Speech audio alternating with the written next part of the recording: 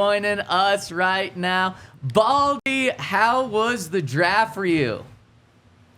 It was fun. It's always fun. It was, a lot of analysis, a lot of anticipation of where some players are going to go, and you're kind of just evaluating it right now like everybody else. So I had a good time. I was kind of dialed in, for all 257 picks. So I didn't go very far away from the screen and what was going on. And that's why you're the best. You know all 257 picks. And let's start with the 12th pick in the draft. The Broncos getting Bo Nix. Baldy, did the Broncos reach with this pick here, or do you think it was right to just take Sean's guy at 12 and pick up Bo? You don't know, honestly. 137 more picks went before the next quarterback was taken. So you don't know if anybody would have taken a quarterback or taken Bo Nix. Maybe the Raiders would have taken him at 13. I don't know what intel they had at that time. I know Sean Payton has talked about being usurped by the Kansas City Chiefs in 2017 and taking Patrick Mahomes right in front of him while Drew Brees was in the war room waiting for his replacement to be called. So I just didn't think they wanted that to happen, anything like that again. And so I felt like they probably didn't want to spend their 12th pick on Bo Nix, but they didn't really want to wait and see if he would be around second round, late first round, whatever. So they weren't willing to take that gamble. Yeah, I mean, that makes sense, especially given the craziness that happened before that with Michael Penix Jr. going to the Falcons. Have you found a way to just justify that pick to yourself, or are you still just as shocked as everybody else was when the Falcons, after giving all that money to Kirk Cousins, decided to bring in Michael Penix? I thought they were going to draft him. He was my second favorite quarterback. I wasn't shocked. They might, I don't know if they have buyer's remorse about Kirk Cousins, but when they went to work him out and they sat with him and watched him throw and got to meet him, they were blown away. And I thought maybe they would try to trade down and still get him, but I don't think they were willing to see what the Broncos or the Raiders were going to do. Look, on the surface, it doesn't make any sense, but I just know Arthur Blank pretty well. I worked for the Falcons for a long time, did all their preseason games, and they had great success when Mike Vick was the quarterback for a while. And when Matt Ryan came in 2008 with Mike Smith, they were the team to beat in the AFC South. And they just didn't want to go through the stretch that they've gone through the last 5 years trying to figure out what their quarterback situation was going to be. And I think Kirk's in good shape. They brought him there to win the division. So it's up to Kirk right now, no matter what pressure he feels, to go help this team win the division. And then I think they'll go from there. But Michael Penix was a good pick. He's a great player. He's elevated 2 programs in college at Indiana and at Washington, and I think he's going to do the same thing with the Falcons. Speaking of quarterbacks rooms, let's talk about the Broncos a little bit. With the way that the quarterback room is set up now, do you think Bo Nix has to be the starter day one? And from what you saw in college, do you feel like he's ready to be the starter week one? Well, what does Jarrett Stidham start? Has he started 4 games in his career right now? I think it's 4. Yeah, about that. 4. The similar journeys, Stidham went Baylor to Auburn. Nix went, Auburn and Oregon, played a lot in college. I think playing 61 games in college kind of gets you ready. It's not the NFL. Don't get me wrong. It's not the NFL. But I think it's going to be a competition. And, I think they'll construct a competition where it's going to be fair. Guys are going to get a chance to play with the number 1 offensive line, with the number 1 offense. And I think it's going to be open, and they're going to evaluate it throughout the preseason.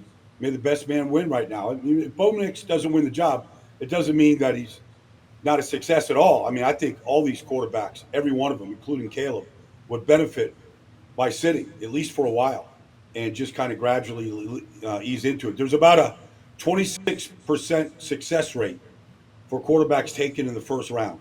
It's a low percentage. The longer they can sit, I think the better it behooves them.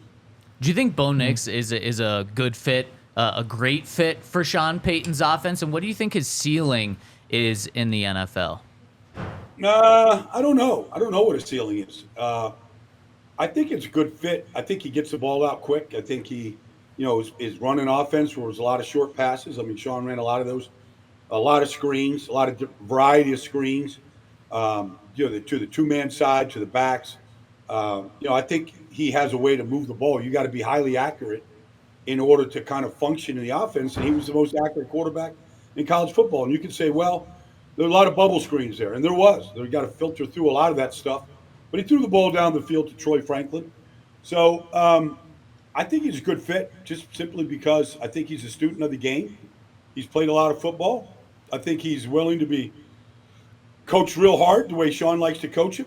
And whatever criticism might come along with that, I think he's willing to, to handle all of that right now. So I think he's a good fit. The Broncos also made a trade on draft day, getting John Franklin-Myers from the Jets. It seems like maybe he dropped off a little bit this past year after having a great season. I think 2021-22 or something like that was the top statistical season. I'm just curious, where does he fit in with the Broncos, and just how big of an impact can somebody like that have for a defense? Well, I was shocked. I was shocked at Jets. I mean, I think it was just just trying to balance the books, and it was just a financial thing. But he's a good player. I mean, he started off with the Rams, and the Rams know what a good defensive lineman looks like. John Franklin-Myers can play inside. He can play outside. He can play third downs. He's a good football player. And so they got him for, the contract's the contract. I think they're paying him a little bit of money. But, compensation-wise, what was it, a 6th-round pick? Yep. Something like that. Like, I was shocked because he was a starting defensive tackle for him next to Quinn Williams. And he played a variety of roles in that defense. But they're getting a good football player. It was a good trade, really good trade. Baldy, when we look at this draft, I feel like there was a lot of players that were there, and the Broncos didn't expect them to be there, and so they picked them. And hopefully they got a good value out of it. When you look at our draft, who do you feel like was the best value pick for the Denver Broncos? Troy Franklin's a good player. You get him in the 4th round, a day 3, wide receiver. There was people that could easily say, and good evaluators that say he could have easily gone to the top of the 2nd round. Now, I don't, wherever you go, you go. But I think Troy Franklin's a good football player, has been up at Oregon ever since Bo Nix got there. Those two teamed up, and they were a good tandem in the Pac-12 the last 2 seasons. I think that was a really good pick. Estime, look, he ran a slow 40 time, and that probably knocked him down. Now, is he a 4.7 guy? He looks faster than that. Jerome Bettis was a 4.7 guy. He's in the Hall of Fame. So, running backs, like the time, it's really how quick your feet are, and how good your vision is. Aaron Jones was a 5th-round pick at UTEP. I never see the guy miss a hole. The guy hits every hole that's there, wherever it is. Like, some guys just have laser focus when it comes to finding the daylight. And maybe a teammate can be like that. Baldy, I agree with you about Troy Franklin being an incredible value pick. In fact, I thought they were going to take him in the 3rd round. Instead, they went with Jonah Ellis, pass rusher out of Utah. What does he bring to the Broncos, and how do you feel about that pick? I like the pick. He's not an elite athlete. He doesn't wow you with suddenness or length, or he's under 250 pounds, but man, the guy plays hard. It's the way he was raised. His brother, same thing. His brother starts in Atlanta. Nobody said that he could play in this NFL. He's a starting linebacker for the Falcons on a team at one point was a top 10 defense in this league last year. I think he can play. Look, they've got a bunch of guys there. Benito. You look at all the guys that are on the edge right now. Cooper. They've got probably 4 guys that they can rotate off the edge. And the fact is, in this business now, if you really study teams' rosters, the good ones are all trying to get 8 deep on the defensive line. So you get Jonah, you get Jonah Ellis and you get John Franklin-Myers in this draft. Like, you just found 2 guys, whether they start or rotate, to get to an 8-man rotation. That's what the 49ers have invested in.